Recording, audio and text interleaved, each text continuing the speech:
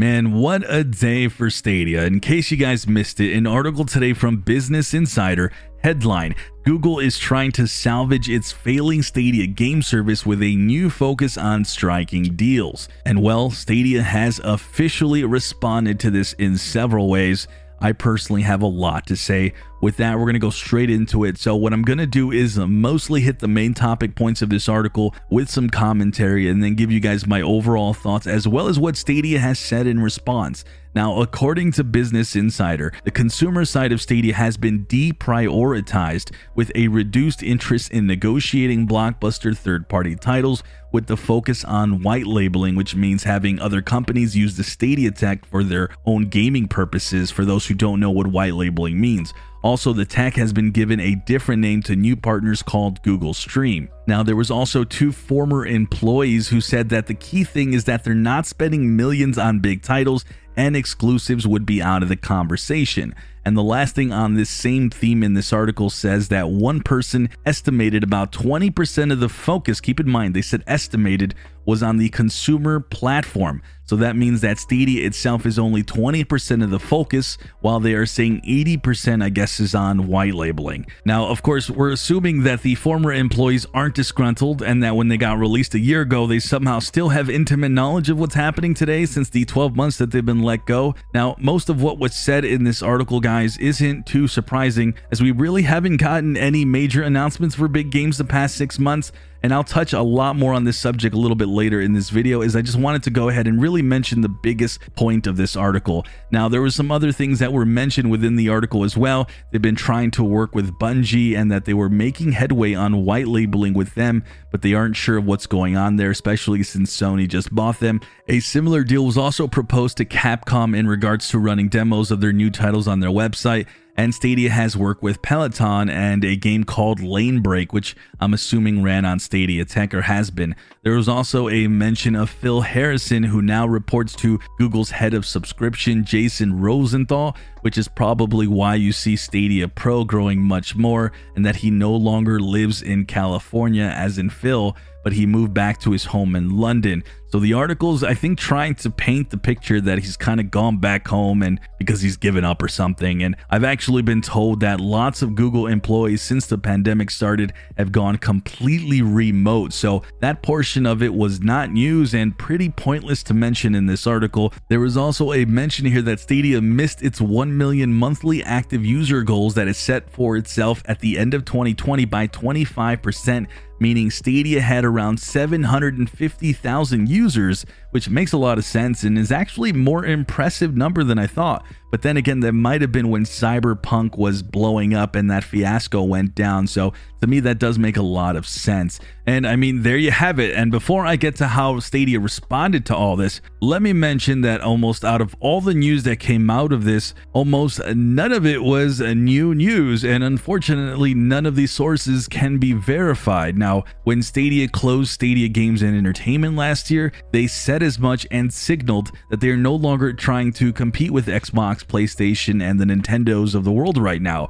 I even said this on my live stream this past Sunday, that when SG&E closed, that signaled that Stadia was taking a step back. And how can you not take a step back when cloud gaming is such a small percentage of gaming as a whole right now? Now, when a company tells you they're no longer making exclusives, but will focus on third parties and focus on white labeling, which was announced by Stadia a year ago and even shown with the recent AT&T deal, that white labeling is essentially underway, then I mean, there you go. Now, two things to come out of this, and even one question that I have actually been asking for a long time was, is Stadia still acquiring new big games? Are they still filling out their library with those big third parties? And according to this article, they are not really making big deals anymore. And if this is true, that is absolutely a bummer. There's no sugarcoating that without a doubt. That means that more than likely the AAA games that have been previously negotiated with companies like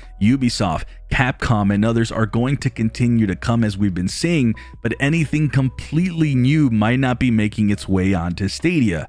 Sadly, when a company does take a step back like we saw in February of 2021, more than likely so does a big portion of the budget, and I've been asking going far back over a year ago, what was Stadia's game plan as far as bigger titles? And in my opinion, going forward, you're going to have to temper your expectations on new big games from publishers that we've never seen before on Stadia.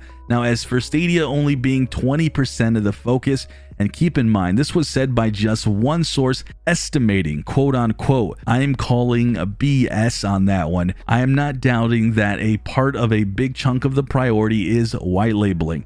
Heck, Stadia has said as much. But I'm hearing something different, and it certainly isn't 20%. That was actually laughable, and it's what happens when you can't vet sources they use in an article. Now, several responses have come from Stadia directly themselves. Even within this article, Patrick Saybold said that we have announced our intentions of helping publishers and partners deliver games directly to gamers last year and have been working towards that. Then he mentions the AT&T deal. Then he says they won't be commenting on any rumors or speculation regarding other industry partners.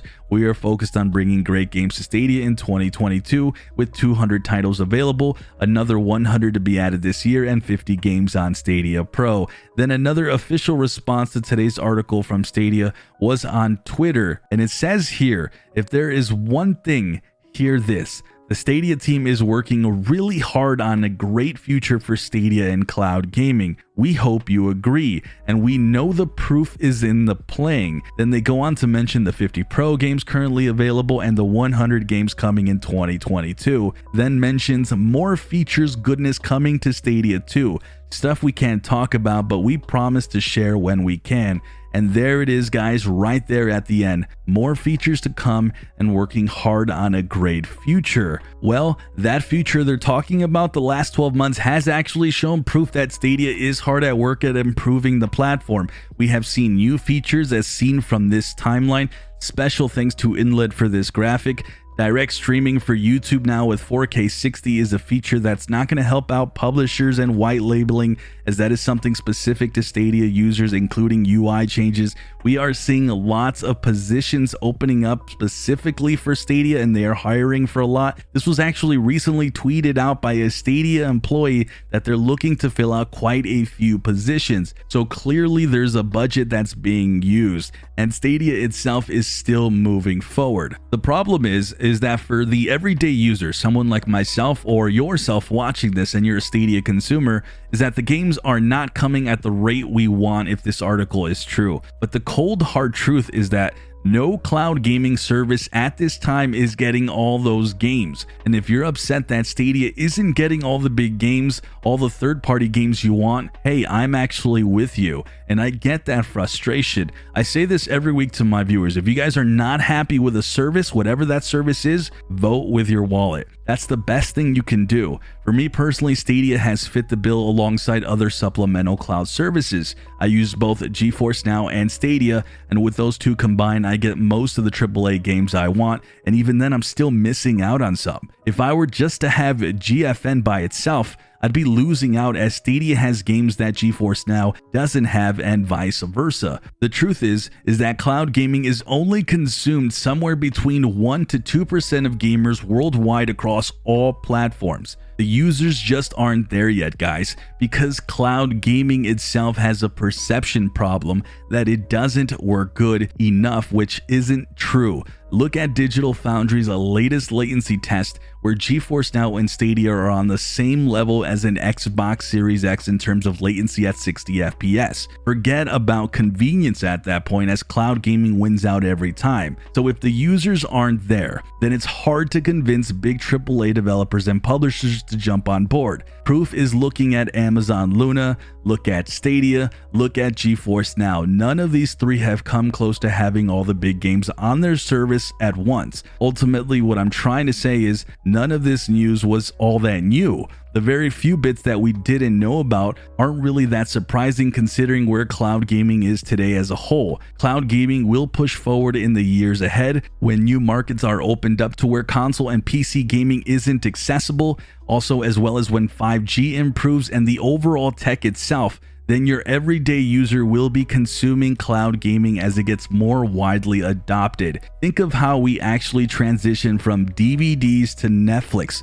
Was this done overnight? No, it wasn't. It took some time. That's the blueprint you're going to see with cloud gaming. That also includes the negatives, meaning don't be surprised. You're going to have to be subscribed to a bunch of services to meet every single game that you want. No platform will have it all in the future, trust me. Finally, as for Stadia, they just announced 100 games coming in 2022 this year. They have restated their commitment for the future now several times today, even with a direct response via social media. Stadia has improved over the last 12 months via features, hiring for more roles. More games have been coming. Expansion is imminent, which will open up to more users who will join, which equals more bargaining chips when Stadia comes back to the table and sees if more publishers want to jump on board. And oh, by the way, you are now armed with a huge Stadia Pro selection to entice new gamers around the world. And with the white labeling, it just means more deals can be made with a profitable service. And everything that I just said right there is not me trying to paint you a nice picture. It's actually just the facts that have been playing out and I've been keeping track of. And you guys might not be happy with that because we might not see the big AAA games we want to see. And I totally get that. I totally get you if you have lost faith or you're losing it. So with that, it's up to you individually if it's enough to continue to support the platform. If the 100 games a year is enough, then stick with it. If the expansion of Stadia Pro and the quality of games within there is enough to keep you around, stick with it. But if it's not, vote with your wallet like I tell you guys every single week. Me personally, after today's news, essentially nothing has changed. I will still be using Stadia, but continue to keep my expectations tempered on what to expect on the game side of it. But I will say, Stadia needs to continue to be more transparent going forward. If they don't want these articles coming in with a hit piece, they need to change the narrative themselves, and they have to go out and keep making more deals for games and keep expanding to more countries. Those are the two keys more than anything to Stadia's future success, and I'd argue for any other service as well, including Luna and including GeForce Now. With that, guys, let me know all your thoughts down below. I'm sure you guys have lots of opinions and I'd love to hear about it. I'm Sunny, and as always, I'll see you guys in the clouds.